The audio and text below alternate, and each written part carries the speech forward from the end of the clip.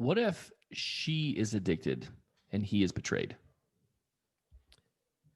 All right. Before we answer that, we got a review here. It says marriage changing. I don't know where we'd be without the relationship tools shared here. Ashlynn and Coby's story and this podcast has changed our life. Thank you. Thank you for being here. Well, we do talk a lot about our story and our version of betrayal and addiction. And today we've decided to flip it and share with you guys so that you don't feel so alone, because it's definitely not a place for you to be. It's happening on both sides of the spectrum, and we often get into our little world and forget there's lots of you out here who are with us. And I think you can listen and throw out what doesn't fit you, but we want to be specific to you today. Yeah, I like that, Ashlynn, and the way you put that. I think one of the complaints we get more than any other is, when you talk about addiction, you always use him. Mm-hmm. And when you talk about betrayal, you always use her. And the reality is that was your guys' story. Yeah. And 90% plus of the couples that I work with, that's the way that it's gone down. Is he is the sex addict and she is the betrayed. But there is the opposite more prevalent than we know. And what I mean by that is there's couples in suffering who are suffering with betrayal trauma, where she's struggling with a sex addiction and he's being betrayed. And it's really fascinating, the nuances of that dynamic. And what I'd like to do today is just talk about with you some of those nuances and validate the pain that someone may be in who's in a situation like that. And then also talk about where to go and what to do from there. Yeah. So there's some things about sex addiction for females that's really different than for men. And it's the culture that we're in. I would say, and I don't know if you guys have worked much with women sex addicts, but that the shame about sex addiction for a female is more intense and stronger than it is oftentimes for a male. And I know there's a lot of shame for a male who has a sex addiction, right? But a woman's not supposed to have a sex addiction. Yeah, it's a man's thing. It's a man's problem. It's it's weird if a woman struggles. These are myths. These are beliefs that are out there. And so because of those reasons, it pushes the addiction further underground and actually encourages the addiction to continue more and more, because it's so hard to come out and come out of hiding. Have you guys ever worked with a female sex addict? I had a group, excuse me, a few years ago of women who were addicts and were like, okay, I need to get some help. And it was just this small little season. I don't know that it was more than, I don't know, maybe 3 or 4 months is all it was. I think there were like 3 women who were in it. And it's super, super interesting how it's it's not the same, but it manifests. It looks the same. I mean, they have the same situations that can be triggering. They have the same environments that can be triggering. They need the same precautions to deal with stress. They also lack vulnerability emotionally. They like me, lack the ability to.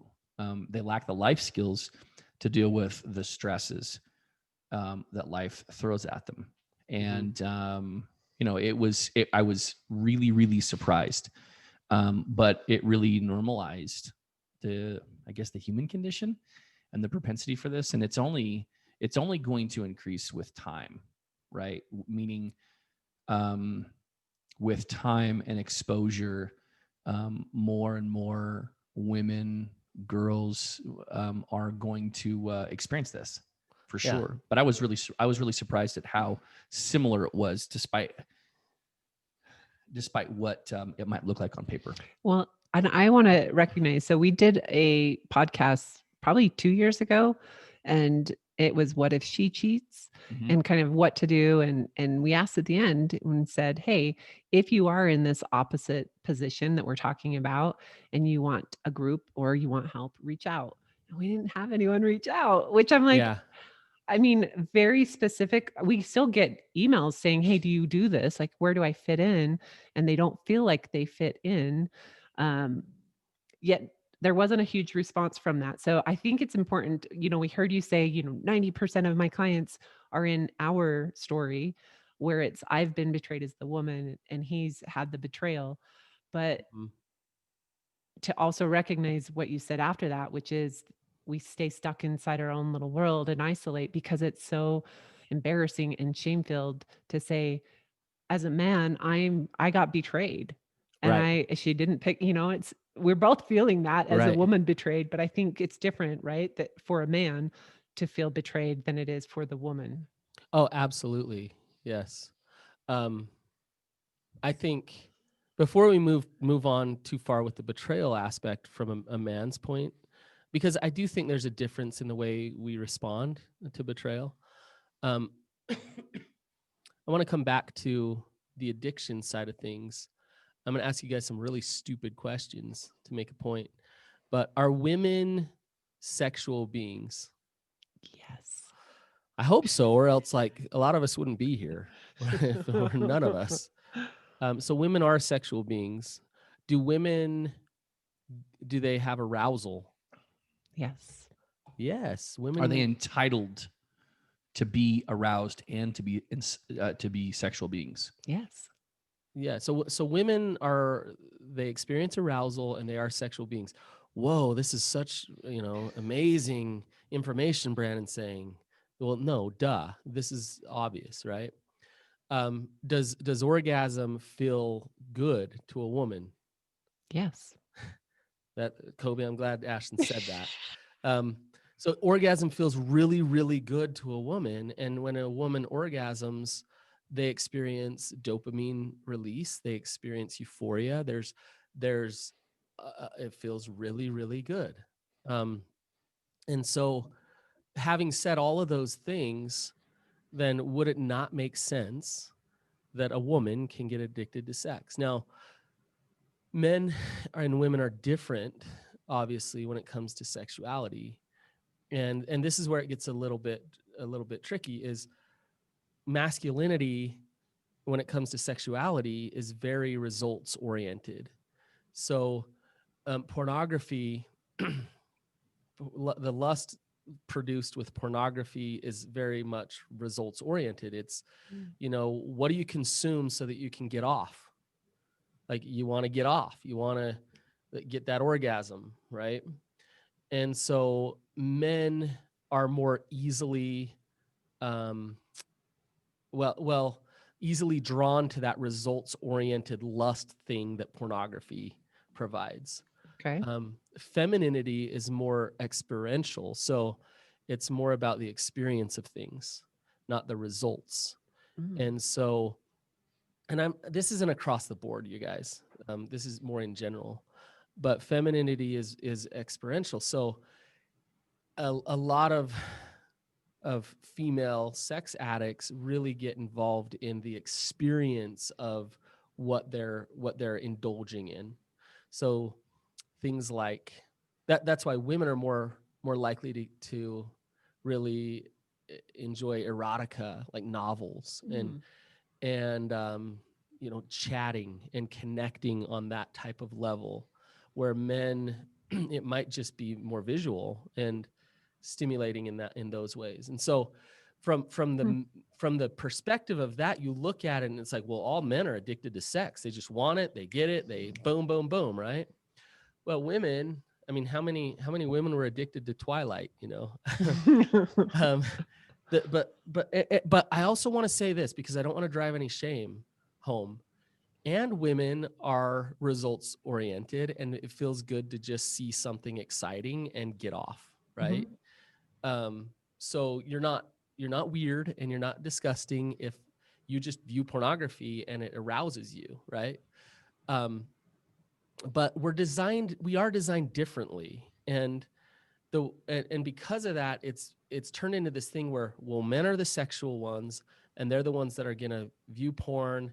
They're the ones that are going to go have sex outside their marriage. Well, guess what? If they go have sex outside their marriage with a woman, they're having sex with a woman. And so that woman is out there having, being the mistress, or maybe she's married herself and she's participating as well. And so, yes, both men and women have their sexual addictions. It's super interesting, Brandon, just to hear you, excuse me, normalize that from just a human standpoint. And,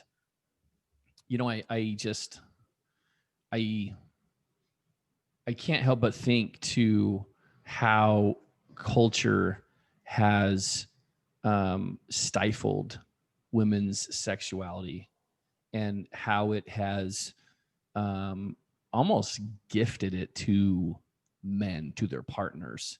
Like, this is my sexuality now that we're married, or whatever the case is. So I guess it's got to be, it's not mine anymore. It's the marriage's, or it's kind of like laid down. And I'm being a little bit, melodramatic when I say that, but I don't know that that's like too far from the truth.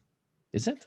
Well, isn't it? What you said is really fascinating, Coby. Women's sexuality is this all or nothing. It's like, go to church and be told how modest you need to be and cover up, and your body's going to trigger the boys into getting erections, whatever. So like cover it up and don't be too sexual, because if you're too sexual, that's a man's thing. But oh, by the way, cover it up. But by the way, if you're not covering it up, then there's pornography, which is just women naked having sex, and like that's what they're there for. And so it's like, okay, so either we subdue it, or it's like all or nothing. One or the other. I saw a TV show, and they were saying we're feminists, and so now that we're in our femininity, we're going to dress sexy because it's for us. Like, it was super funny, because whether we're doing it from a place of, I hope people see me as sexy, or I'm doing this in an empowered way, either way, people are like, you're this, you're right? that. There's judgment all around her sexuality, every which way. Yeah. And I even think I'm looking at my social media and people who are, this is what I'm watching. The number one show on Netflix right now is a very more erotica kind of show. And women will say, hey, I'm watching the show. I love it. You got to watch it. But I think if a dude was posting on social media saying the same thing, it would be looked at different. Yeah. Yeah. For a girl, it's like, oh, it's fun. It's exciting. Go watch it. That's but so for true. a dude, what are you doing? Why are you watching that? There's a double standard. No question. Yeah. I think we just found our next episode. Yeah. What? The double standards that exist in culture and society. Well, it leads to this story of that. This has happened maybe 5 times with me, where a couple will come in, he's acting out, he's and all different, along the continuum, they're all different. So, sometimes he's just looking at porn and masturbating. Sometimes he's out going to strip clubs and, cheating. But what's interesting is, 4 or 5 months into the process of therapy, I start to really build some rapport with the wife, and the wife says, hey, there's something I need to tell you. I've been acting out. I've been doing this thing. I've been, and so there they are going to all these groups for him, and she's in betrayal trauma, and she's going to group with other women who have been betrayed. So she feels even that much more horrible. Like, if these women in my group knew that I was an addict as well, like, there's no way I'm ever going to talk about that. But she gets to a point where she's like, I know that we're not going to get better as a couple unless I address my stuff and my addictions.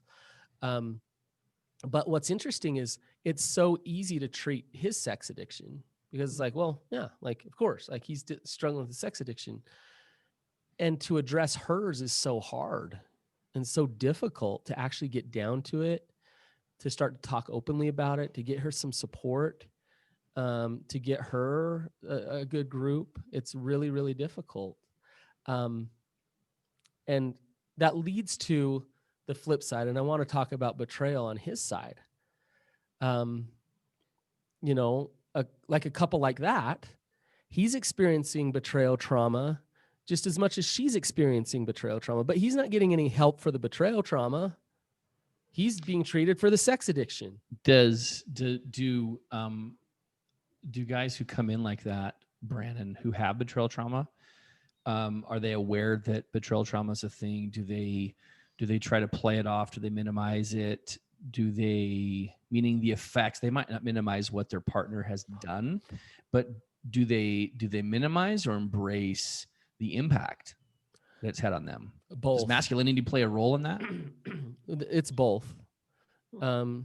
Some guys will have an axe to grind of like I'm the betrayed one, and you know, how dare you have any insinuation of anything different than that. Mm-hmm. Some guys are in deep pain, but don't feel like that they can talk about it, and they just stuff it, and on an emotional level they just don't want to go there. That sucks. And I think a lot of guys with betrayal trauma just feel unsupported, unseen, and just feel like they can't get the help that they really need. What is this is actually kind of interesting, Brandon. How do the partners, the female partners who have cheated or betrayed, how do they typically respond to their husband's betrayal? Wait, so when their husband goes out and betrays them? No, when they betray their husband, okay, whether it's through infidelity or porn, masturbation, just whatever the acting out is, how are those women in being able to see their partner's pain? Just like any sex addiction. I wouldn't say it's a gender thing. So usually they're in a lot of shame. They try to turn the tables. They have a hard time holding space. They get defensive. All of those things are there with a female sex addict. And do you see the same amount of like justification, like, oh, well, you've done this for years? Absolutely. Turning tables, gaslighting, that is not a gender issue. That is it's an addiction thing. It's part of the attachment disorder. So, and I think it's really dangerous for us to think that just a man can hurt a woman. Yeah. You understand what I mean? Coby's all, yeah, I do. No. Don't take that too far, Coby. But yeah, it's I think there is a double standard there a little bit, and I do think that it's really hard for a betrayed husband to get the validation and support that he needs. A lot of times too, I gotta say, they're not seeking it.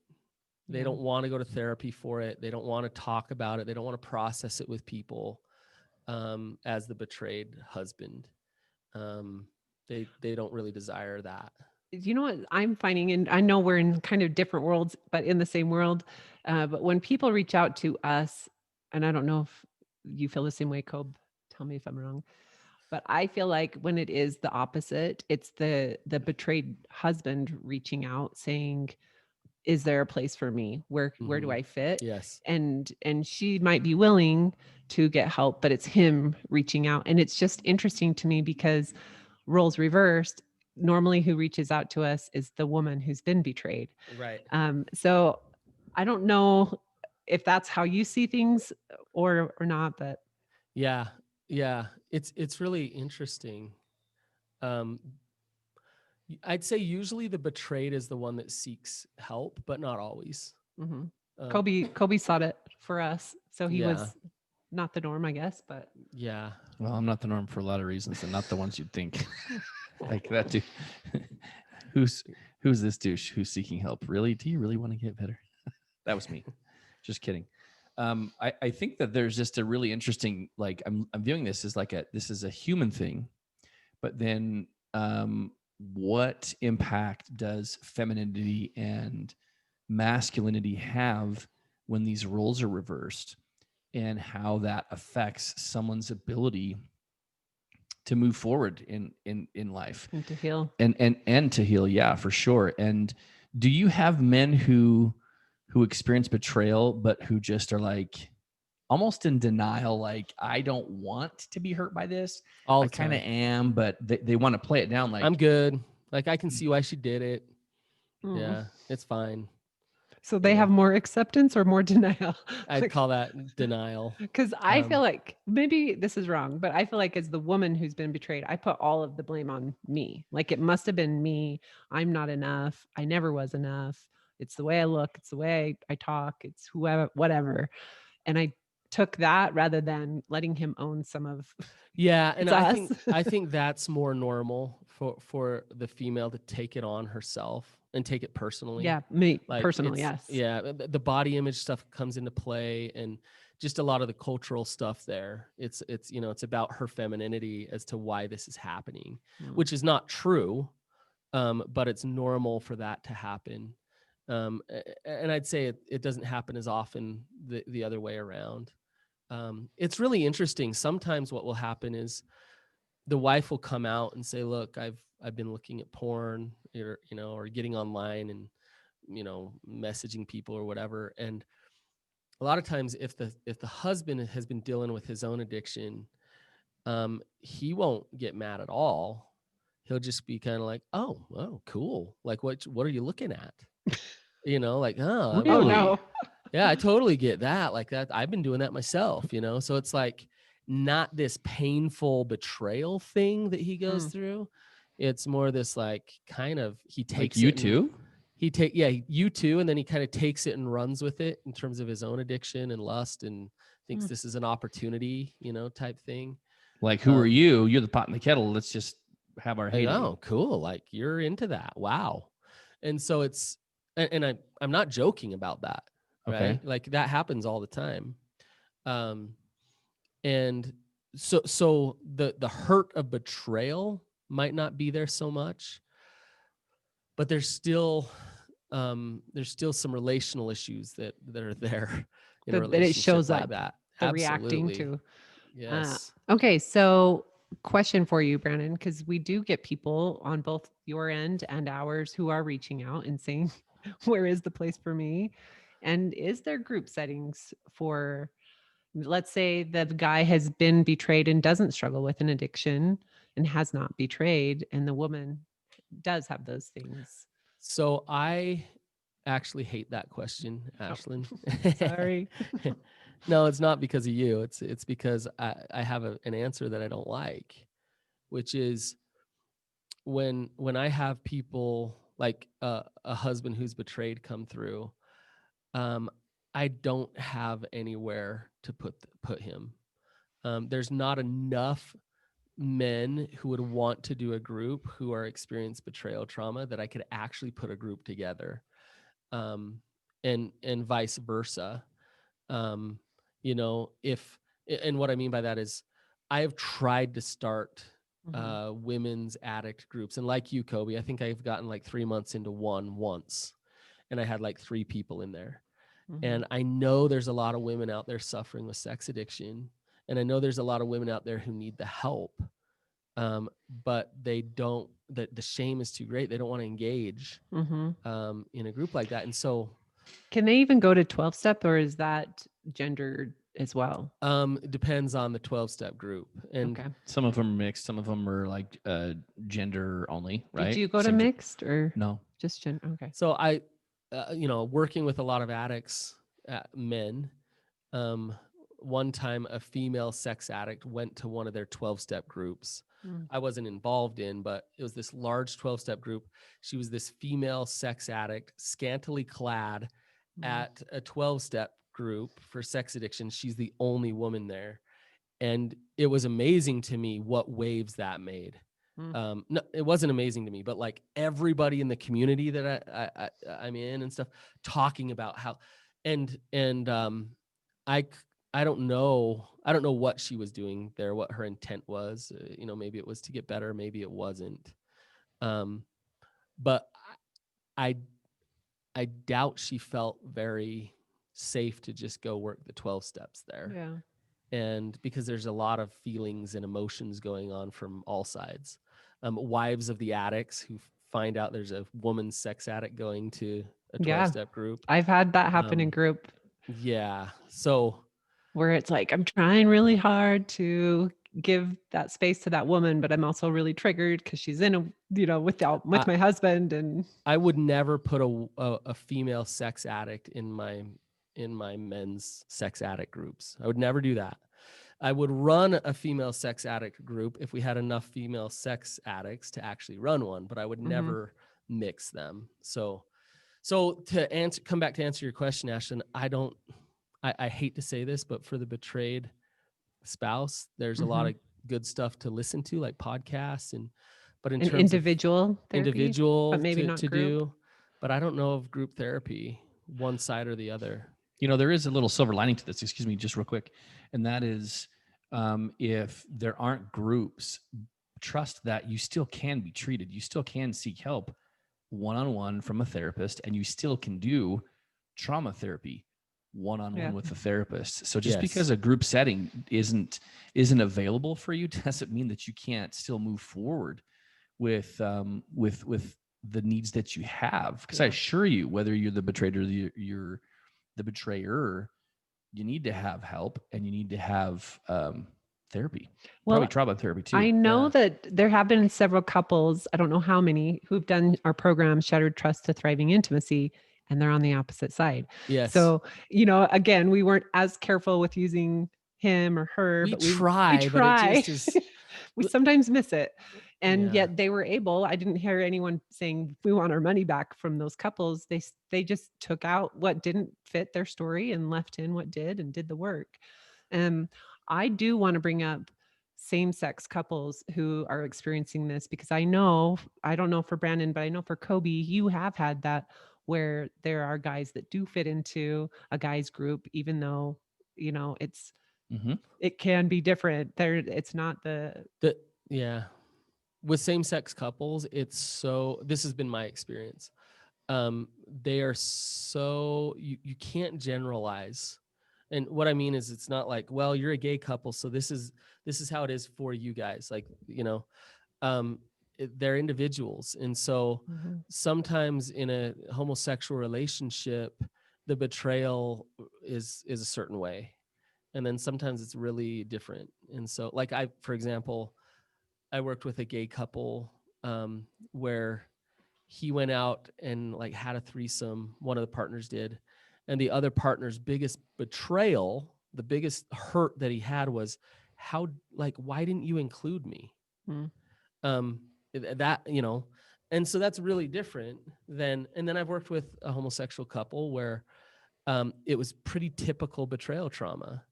The partner had sex with someone else and he felt like pretty typical betrayal. And so it's hard to generalize there. And I do think I've had gay men in my men's groups. I've had several. And so, that's the thing is there's principles out there of recovery, yet at the same time, you have to respect individuality, even with you guys, right? In your recovery journey, you're not like everybody else. No. You've had your own individual ways of responding to things and dealing with things. And so, there's general principles, yet there's not one size fits all. Recovery has to meet people where they are, and it has to, and legit, it can, at least in our three humble opinions, it can. I do want to say this though, to those who are listening, and you might be the person who struggled for years, who is just dying inside, whether you're betrayed or whether you're addicted. And I just want you guys to remember that as a human, you have to recover from the addiction, but you also, and more importantly so, need to heal from the shame of addiction. And the shame is harder to recover from. It's harder to unwind the shame narratives that exist because you've betrayed your partner. And in fact, we get emails from people that say decades before, infidelity took place, and it still followed us. That was Ashlynn and I for years and years and years. Ashlynn would bring that up. And so I had to heal, even though I had, quote unquote, for a season stopped that behavior. Guess what? I still painfully so suffer from the shame of that acting out.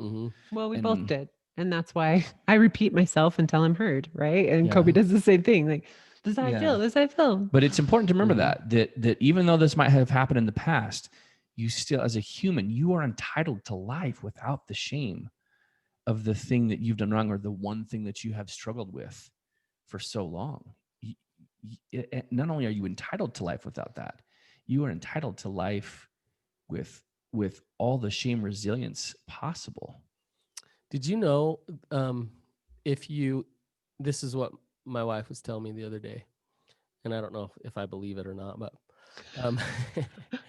if you eat a lot of carrots, like just a ton of carrots, your skin starts to turn orange. Is that true? I've heard that. Yeah. Coby, we lost your mic there. So if you eat a lot of carrots, your skin turns orange. And so it's like, if your skin starts turning orange and you go grab a scrub brush and you try to get that orange off, it's like, but that's a lot of times what happens with recovery is like, whether you're male, whether you're female, it's like, if you're acting out, if you're searching for love, if you're wanting to feel okayness and purpose and all those things, and you find yourself with compulsive behaviors, you find yourself lying, you find yourself manipulating, well, what's the input? What's underneath all of it? And instead of trying to scrub it off of you, actually change what's going in. And that's what you're talking about, Coby, is that if the shame is the thing that you're constantly feeding yourself, the carrots, right? Then the carrots, right. Then look at what you're feeding yourself and look at why you're feeding yourself that and try to change feeding. It might be uncomfortable and you might be hungry for a little while. I need carrots. Right. And so the principles of recovery are the same for a man or for a woman. It's ultimately about connection to self, God, and others. It's about self-compassion, which then creates vulnerability and authenticity in your relationships. And that's what recovery is. Beautiful thing. It's So a beautiful thing. That's a really great analogy. I know, honestly, I like it. That's a super good analogy. I think the overall message we want you guys to take away is that there is a place for you. It just might look a little different than maybe those in our exact situation. And that's okay. There's still help. So you've got Brannon at Therapy Utah and all of his therapists. Reach out. Yeah. And I just want to say, before we totally sign off here, we've been culprits of, him the addict and her the betrayed, and for good reason. And we'll probably continue to slip up and do that quite a bit. But we know, and we get it, that there's the other way around. And our heart goes out to the women who are suffering with addiction, who feel like you can't talk openly and talk about it. And we want you to know that you can find recovery. And our heart goes out to the man who's been betrayed, who feels like he doesn't have a leg to stand on because he's a man and he shouldn't feel the pain that he's feeling. If you're feeling that pain, you're feeling that pain. And we know you're out there too. And so I just want to say that. I want to reiterate that. We're on everybody's side to get into recovery and to find happiness. Amen. I like it. Well said. All right, guys, thanks for joining us. We just went over, I don't know how many reviews. We hit like a big benchmark, basically, because we got a few more testimonials on iTunes. So if you have the time, it takes about 1 minute to just, after you've listened to this, click on over and leave a review or rate us. Either way, it helps us and helps the other people that are looking for us. So thank you. Yeah. See you guys. Hey guys, peace out.